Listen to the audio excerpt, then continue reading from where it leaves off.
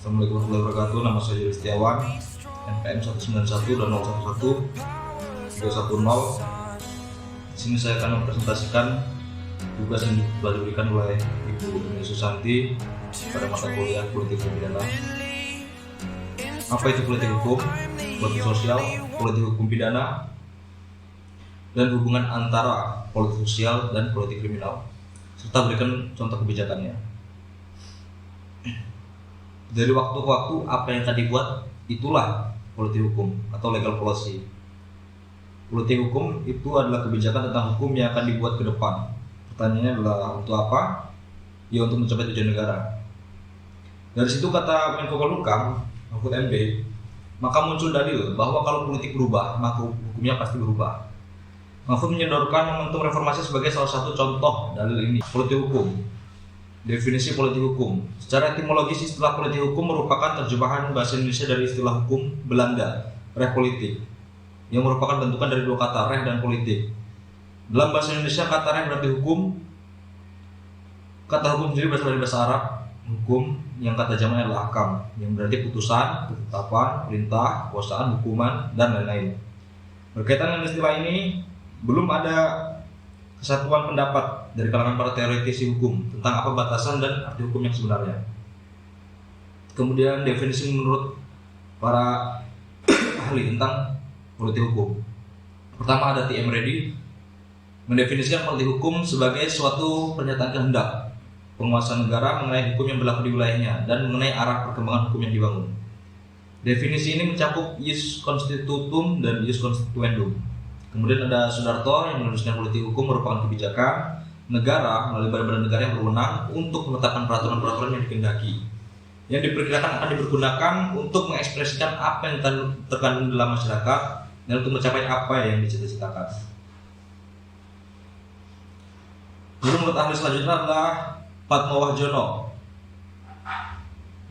Menurutnya, hukum adalah kebijakan penyelenggara yang bersifat mendasar dalam menentukan arah, bentuk maupun isi dari hukum yang akan dibentuk dan tentang apa yang akan dijadikan kriteria untuk menghukum sesuatu.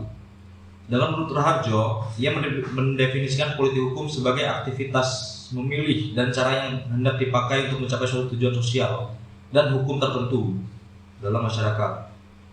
Kemudian ada lagi menurut Mahfud MD yang menjelaskan bahwa politik hukum adalah kebijakan resmi atau arah resmi tentang kebijakan hukum yang dibuat oleh negara. Hukum yang dibuat oleh negara untuk mencapai tujuan negara. Dari keseluruhan pendapat para ahli tersebut,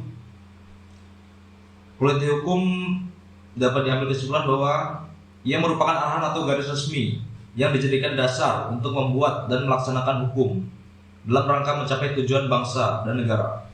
Berdasarkan pengertian tersebut, pijakan utama politik hukum nasional adalah tujuan negara yang kemudian melahirkan sistem hukum nasional yang harus dibangun dengan pilihan, isi, dan cara-cara tertentu.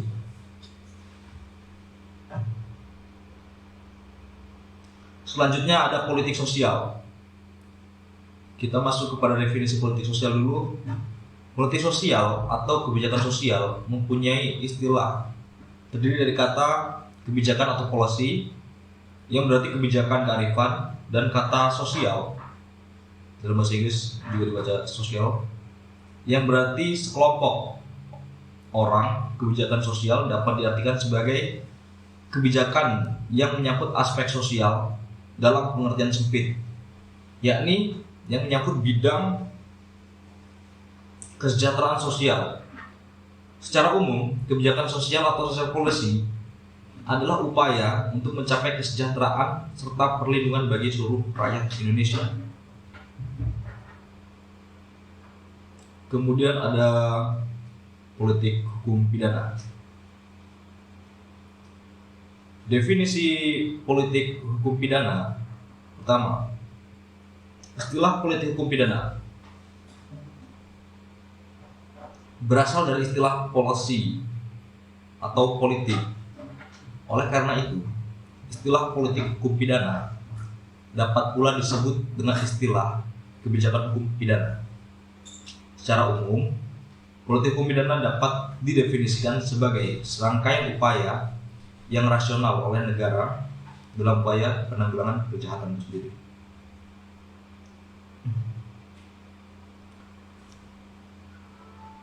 Kemudian kebijakan sosial.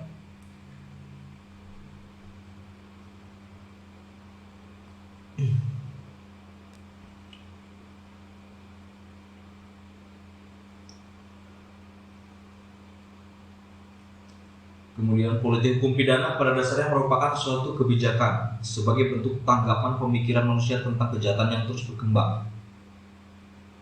Dan hal ini tidak lain disebabkan oleh perkembangan masyarakat itu sendiri. Akan tetapi juga tidak dapat dielakkan adanya pandangan bahwa hukum pidana masih dianggap sebagai alat atau sarana terbaik dalam penanggulangan kejahatan. Dalam hal ini, politik hukum pidana memandang hukum tidak dapat hanya sebagai pasal-pasal imperatif atau keharusan-keharusan, namun lebih jauh harus dipandang sebagai suatu subsistem yang mana dalam kenyataan bukan tidak mungkin sangat ditentukan oleh politik, baik dalam perumusan materi dan pasal-pasalnya, serta maupun dalam implementasi dan penegakannya.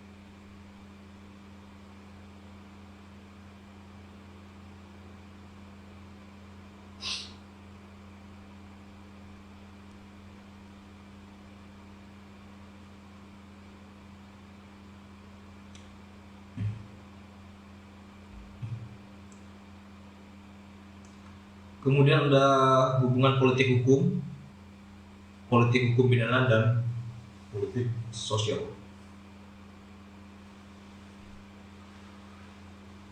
atau hubungan antara politik sosial dan politik kriminal. Politik kriminal atau criminal policy adalah usaha rasional untuk menanggulangi kejahatan. Politik kriminal sebagai sebuah ilmu sekaligus sarana dalam menanggulangi tindak pidana dirasa mampu untuk menindak maupun menanggulangi fenomena ini, baik melalui sarana penal maupun non-penal. Kemudian seperti yang kita ketahui bahwa kebijakan sosial merupakan perwujudan dari pembangunan sosial yang bertujuan mewujudkan kesejahteraan sesuai dengan nilai-nilai kemanusiaan dengan mengembangkan potensi secara optimal yang dimiliki oleh manusia. Kemudian pelaksanaan kebijakan sosial sendiri atau social policy mencakup pencapaian kesejahteraan masyarakat, social welfare, serta perlindungan masyarakat, social defense. Upaya pencapaian tujuan nasional, social welfare dan social defense ini dilakukan melalui penyelenggaraan negara yang berkedaulatan rakyat dan demokratis berdasarkan Pancasila dan Undang-Undang Dasar 1945. Kemudian dari situ maka kita lihat kaitannya antara hubungan politik hukum pidana dan politik sosial. Kebijakan atau upaya penanggulangan kejahatan pada hakikatnya merupakan bagian tak terpisahkan dari upaya perlindungan masyarakat atau social defense. Dan upaya mencapai kesejahteraan masyarakat, social welfare. Oleh karena itu, dapat dikatakan bahwa tujuan akhir atau tujuan dari politik kriminal adalah perlindungan masyarakat. Perlindungan masyarakat tadi adalah untuk mencapai kesejahteraan masyarakat. Dengan demikian, dapat dikatakan bahwa politik kriminal pada dasarnya juga merupakan bagian dari suatu kesatuan politik sosial atau kebijakan dan upaya untuk mencapai kesejahteraan sosial. Secara sistematis, hubungan itu dapat digambarkan sebagai berikut.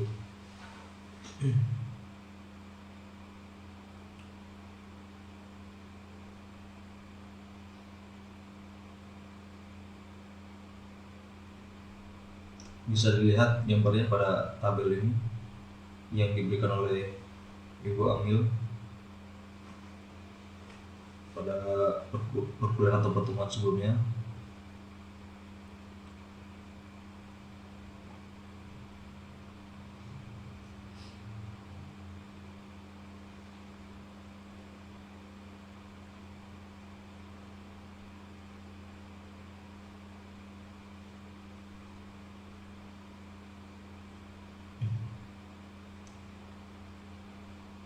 Yang terakhir adalah contoh dari kebijakan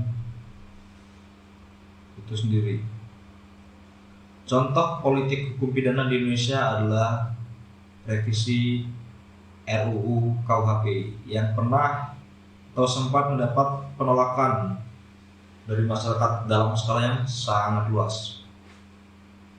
Menurut pakar hukum pidana UI Eva Ahjani Zulfa, dia mengatakan proses kodifikasi dalam RUU KUHP yang berjalan pada saat ini merupakan bagian dari politik hukum pidana yang sedang dilakukan oleh para perumusnya melalui lembaga legislatif yaitu DPR bersama dengan pemerintah.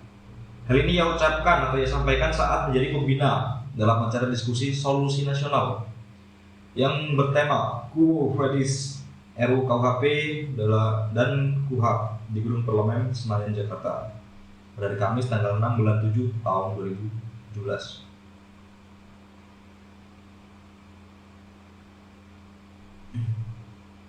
Menurut saya pasal yang paling problematik di sini atau yang paling mencolok dalam RUU KUHP adalah pasal-pasal yang berkaitan dengan kesusilaan yang merupakan perluasan dari pasal permukaan, overspel atau perzinahan dalam KUHP saat ini.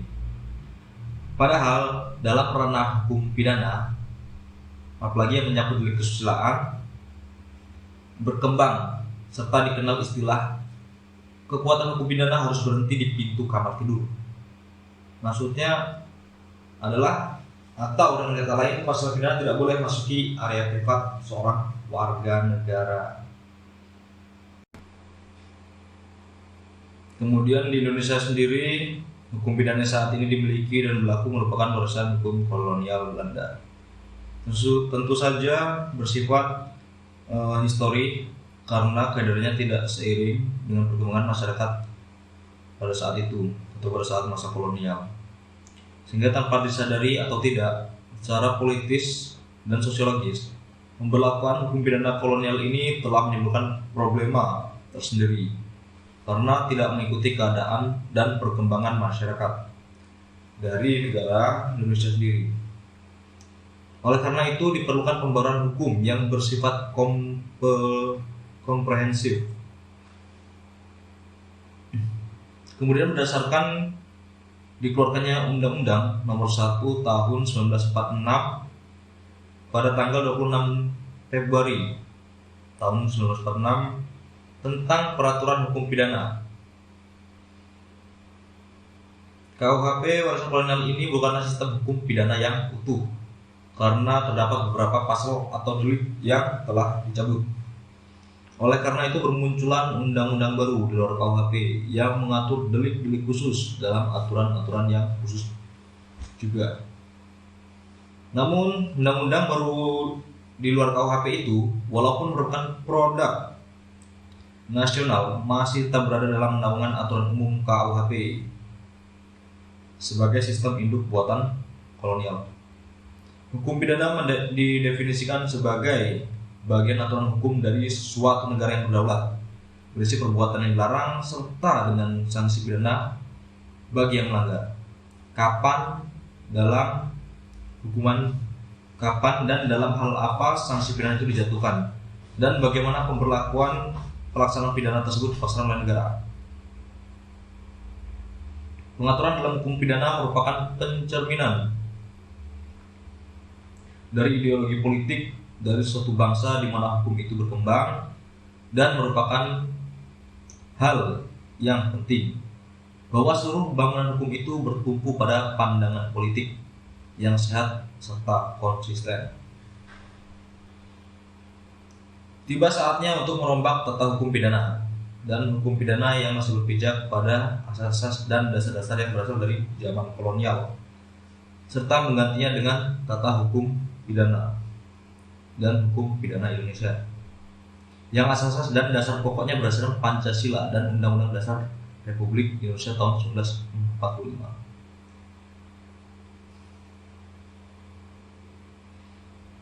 Pelaksanaan pemberantasan hukum menjadi satu kesatuan dalam politik hukum. Hal ini didasarkan bahwa agar politik hukum berhubungan erat dengan latar belakang dan pentingnya diadakan politik hukum atau pembaruan hukum itu sendiri. Menurut Sajipto Raharjo, dalam tulisannya yang berjudul pembangunan hukum yang diarahkan kepada tujuan nasional, bahwa tidak dijumpai perbedaan antara fungsi hukum sebelum sampai sudah kemerdekaan. Perbedaannya terletak pada keputusan politik yang diambil pada kedua masa tersebut. Apabila keputusan politik yang diambil setelah kemerdekaan 17 Agustus tahun 1945 adalah mengutamakan kemakmuran rakyat yang sebesar-besarnya, maka keputusan demikian harus dirumuskan dalam kaidah-kaidah hukum. Dan struktur hukumnya pun harus menjadikan kemungkinan untuk dilakukannya hal tersebut.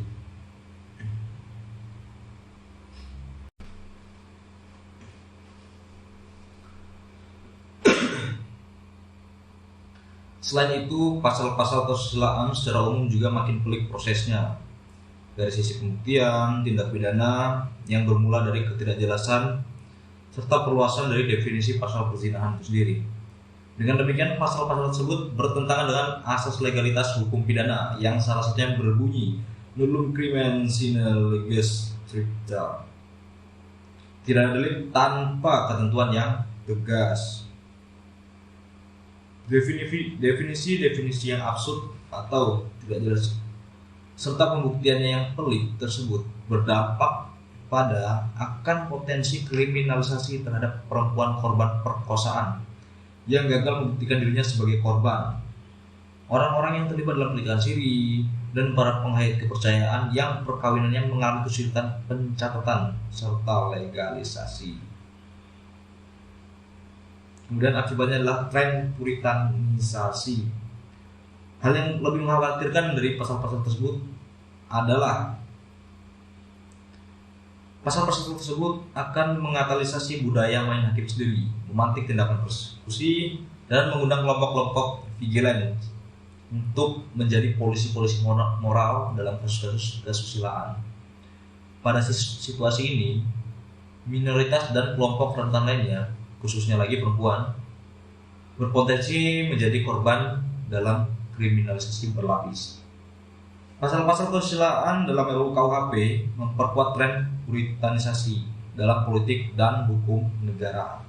Sejak legalisasi negara sebagai polisi moral melalui Undang-Undang 44 tahun 2008 tentang pornografi yang hingga kini secara hukum tidak pernah benar-benar bisa ditegakkan sebagai norma hukum yang berdiri sendiri, mencolok puritanisasi keagamaan dalam politik dan hukum negara. Hal ini paradoks dengan kecenderungan universal, termasuk negara-negara Islam di Timur Tengah, bahkan Arab Saudi, yang sebelumnya ultra konservatif. Negara-negara itu kini berduyun-duyun melakukan modernisasi serta moderasi. Dalam konteks itu, kita harus mewaspadai infiltrasi gerakan ekonomi politik, keagamaan asing yang gagal memainkan agenda-agenda mereka di Timur Tengah. Kemudian overkriminalisasi.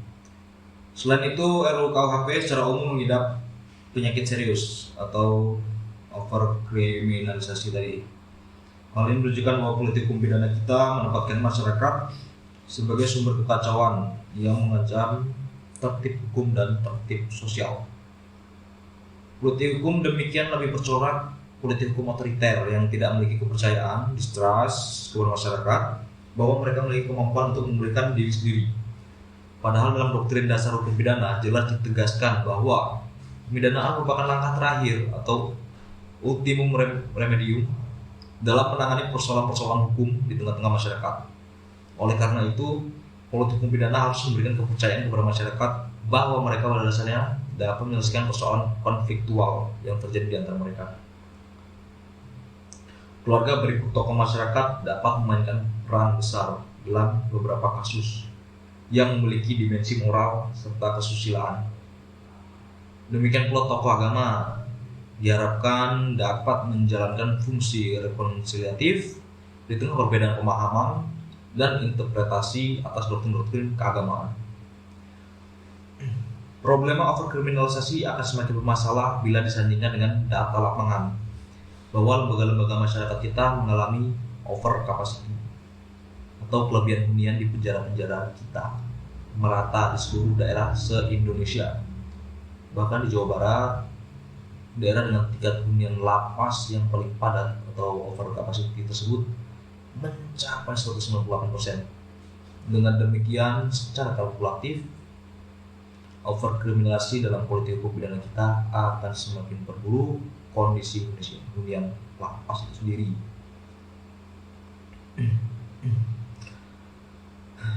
Pada akhirnya dapat dikatakan bahwa politik hukum pidana di balik RUU KUHP tidak menggambarkan progresivisme. Revisi atas draft revisi menjadi mutlak dilakukan melalui perluasan partisipasi publik, pakar hukum, dan lembaga-lembaga teknis di bawah kementerian yang mengerti persoalan-persoalan lapangan hukum.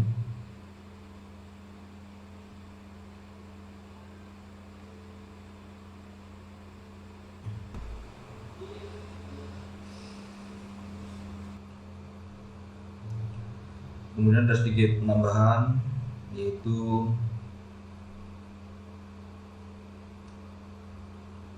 apa yang disampaikan oleh Menko Polhukam Republik Indonesia Mahfud MD, yang mengatakan bahwa istilah politik hukum sering disamakan dengan politisasi hukum, padahal keduanya sangat berbeda.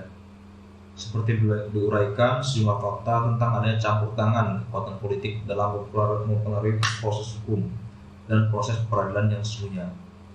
Hal yang seperti ini adalah politisasi hukum. Begitu juga adanya yang disebut kriminalisasi terhadap orang yang tidak bersalah dengan cara menjerat orang tersebut dengan hukum pidana sehingga masuk pada proses hukum dan sampai dipidana. Atau sebaliknya, ada orang yang bersalah namun dipengaruhi oleh kekuatan politik sehingga kemudian ia dinyatakan tidak bersalah. Hal ini juga termasuk dalam politisasi hukum.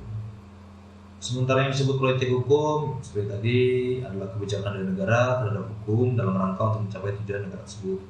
Oleh karena itu, politik hukum masuk dalam kajian soal kebijakan untuk menentukan nilai-nilai kehidupan berbangsa dan bernegara yang selaras dengan tujuan negara. Perdebatan kemudian yang muncul, apakah politik hukum itu bagian dari politik hukum atau dari bagian ilmu hukum? Politik hukum itu sendiri tidak terlepas dari kepentingan. Hukum adalah produk politik dan keberadaan hukum selalu ada dari suatu keputusan politik. Sementara di sisi lain, bicara hukum adalah bicara soal keharusan sebagai wujud dari karakter normatifnya, dan kemudian dia akan menyoroti bagaimana kemudian hukum itu mempengaruhi politik. Terlepas dari perdebatan itu semua, kita dapat melihat atau mengetahui bahwa dari pandangan politik terhadap hukum akan memperlihatkan sisi hukum sebagai suatu produk politik, sebagai kristalisasi dari berbagai macam kepentingan politik, sehingga kalau dilihat dari perspektif publik, maka hukum itu adalah wujud dari aspirasi kelompok, kekuasaan politik yang sedang berkuasa dan menggunakannya semaksimal mungkin untuk mempertahankan kekuasaannya. Namun apabila dilihat dari sisi ilmu hukum, maka posisinya sebagai variabel yang mempengaruhi kehidupan politik agar terarah kepada kerangka tujuan kehidupan bernegara. Karena itulah peran hukum sangat terkait dengan demokrasi yang dikembangkan oleh suatu negara. Dalam kata lain, manakala sebuah negara menerapkan suatu sistem demokrasi yang baik, maka hukumnya selalu bersifat responsif terhadap perkembangan dan nilai-nilai keadilan masyarakat. Demikian presentasi dari saya. Mohon maaf apabila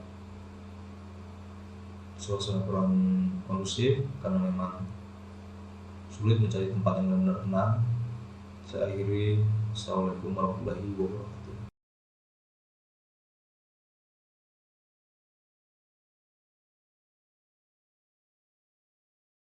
You're a superhero.